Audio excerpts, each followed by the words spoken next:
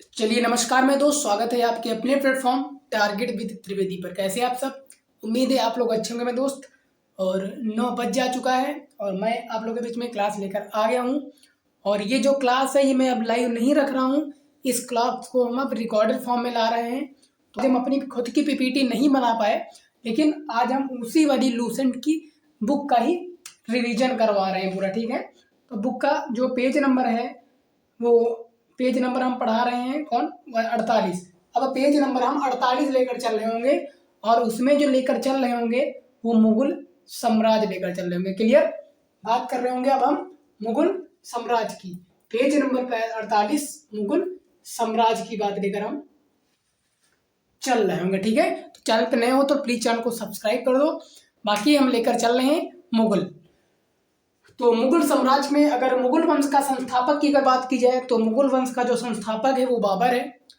और बाबर एवं उत्तरवर्ती मुगल शासक तुर्क एवं सुन्नी मुसलमान थे।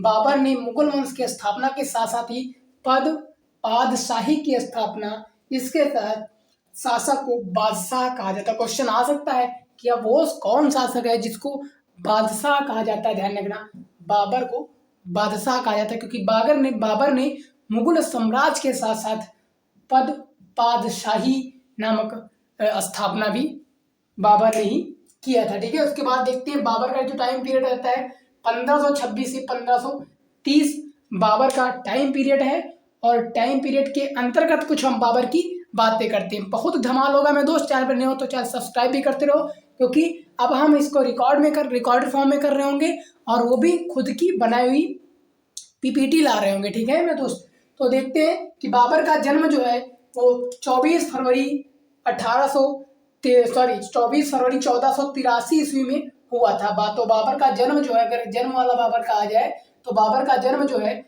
वो 1483 ईस्वी में 24 फरवरी को हुआ था। क्लियर? दूसरा पॉइंट देखते हैं कि बाबर के पिता का क्या नाम था। तो आप बोल सकते हो कि बाबर के पिता का नाम उमर शेख मिर्जा फरगना नामक छोटे राज्य के शासक थे। यानी अगर क्वेश्चन आ जाए कि बाबर का जन्म कहाँ हुआ था, तो फरगना नामक क्षेत्र में हुआ था, राज्य में हुआ था। और उनके पिता का नाम उमर शेख मिर्जा था। तीसरा देखते हैं, बाबर ने फरगाना की गद्दी पर 8 जून 1494 ईस्वी में बैठ गया था मेरे दोस्त। इनका जन्म 1483 ईस्वी में और गद्दी पर जब बैठा तो 1494 ईस्वी में गद्दी पर बैठ गया। अगला देखते हैं, बाबर ने 1507 ईस्वी में बादशाह की उपाधि धारण की। क्वेश्चन बन सकता है कि वह कौन मुगल साम्राज्य का वो कौन शासक जिसको बादशाह की उपाधि प्राप्त की? तो आपका राइट आंसर हो जाएगा बाबर। ठीक है, जिसने अब किसी तैमूर शासक के धारण नहीं की थी। अब तक कोई तैमूर शासक ने बादशाह की उपाधि धारण नहीं किया था मेरे दोस्त। ठीक है, उसके बाद अगला देखते हैं, बाबर के 4 पुत्र थे, हुमायूं, कामरान, अस्करी और हिंदाल। तो बाबर के कितने पुत्र थे अगर क्वेश्चन आ जाए तो आपका आंसर हो जाएगा 4। ठीक है, अगला देखते हैं पॉइंट, बाबर ने भारत पर 5 बार आक्रमण किया था। वेरी मोस्ट इंपॉर्टेंट उनके वो युद्ध होंगे। एक बार हम युद्ध ही देख लेते हैं। बाबर द्वारा जो लड़े गए कुछ युद्ध है वो हम एक बार यहाँ पे देख लेते हैं। ठीक है, बाबर द्वारा लड़े गए हम युद्ध जो है देख लेते हैं।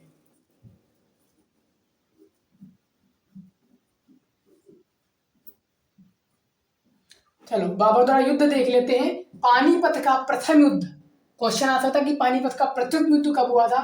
तो 21 अप्रैल से 1526 21 अप्रैल 1526 ईस्वी में पानीपत का प्रथम युद्ध हुआ था। किसके किसके बीच हुआ था? इब्राहिम लोदी और बाबर के बीच हुआ था, जिसमें बाबर विजयी रहा। क्लियर? खानवा का युद्ध 17 मार्च 1527 ईस्वी में राणा सांगा और बाबर के बीच हुआ, जिसमें भी बाबर विजयी हुआ।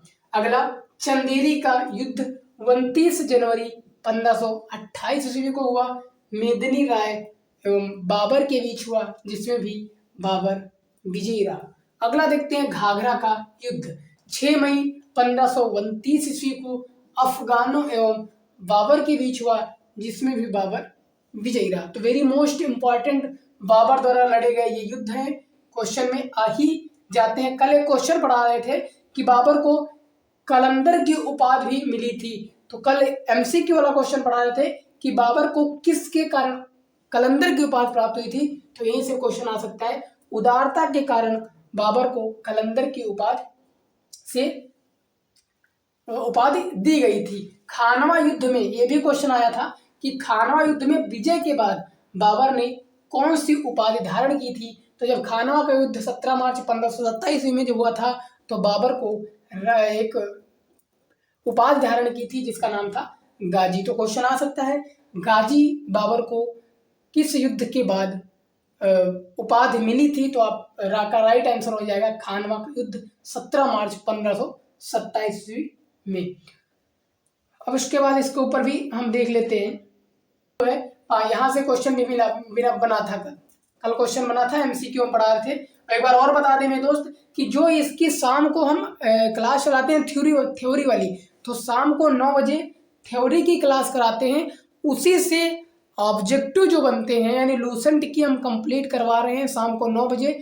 और शाम को 9 बजे कंप्लीट जो करवाते हैं थ्योरी, उसी से जो क्वेश्चन बनते हैं एमसीक्यू वाले वो सुबह 9 बजे क्लास चलती है। तो आज शाम को ये पढ़ रहे हैं, इसका रिवीजन कल सुबह 9 बजे करेंगे एमसीक्यू क्लास को लेकर, ठीक है। उसके बाद अगला देखते हैं, पानीपत के प्रथम युद्ध में बाबर ने पहली बार तुगलमा युद्ध नीति अपनाई थी। कल ही क्वेश्चन आया था कि किसमें तोप खाने का प्रयोग बाबर ने किया था।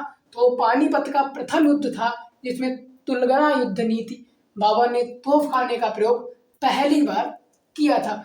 उस्ताद अली एवं मुस्तफा बाबर के 2 प्रसिद्ध निशानेबाज थे। एक कौन था? उस्ताद अली, दूसरा मुस्तफा, जिसने पानीपत के युद्ध में भी भाग लिया था, ठीक है। और अगला देखते हैं कि 20 जनवरी 1528 ईस्वी को 20 जनवरी 1528 ईस्वी को जहार दे देने के कारण राणा सागा की मृत्यु हो गई थी। करीब 48 वर्ष की आयु में 26 दिसंबर 1530 ईस्वी को आगरा में बाबर की मृत्यु हो गई। तो बाबर की जो मृत्यु है वो 1530 ईस्वी में हो गई थी। बाबर की आत्मकथा वेरी मोस्ट इंपॉर्टेंट है कि बाबर की आत्मकथा बाबर की आत्मकथा क्या है, क्या नाम है? तो बाबर नामा है, जिसका अनुवाद बाद में फारसी में अब्दुल रहीम खान खाना ने किया था। क्वेश्चन आ सकता है कि बाबर की आत्मकथा जो है उसकी रचना बाबरनामा ने की, जिसका फारसी में अनुवाद जो है वो कौन? अब्दुल रहीम खान ने किया। बाबर को मुबैयान नामक पद शैली का भी जन्मदाता कहा जाता है। क्वेश्चन आ सकता है बाबर को किस पद शैली का जन्मदाता कहा जाता है? तो आप क्वेश्चन आ जाएगा मुबैयान। भारत प्रसिद्ध नक्शबंदी, बाबर जो है वो प्रसिद्ध नक्शबंदी सूफी ख्वाजा उबैदुल आराम का अनुयायी था। ये क्वेश्चन कोई मतलब नहीं। बाबर का उत्तराधिकारी हुमायूं हुआ। बाबर की मृत्यु के बाद तो बाबर का जो उत्तराधिकारी था वो कौन था? हुमायूं था। तो कल हम पढ़ रहे होंगे हुमायूं के बारे में। आज हम बात करते हैं सिर्फ बाबर के बारे में और कल पढ़ रहे होंगे हम हुमायूं के बारे में, ठीक है।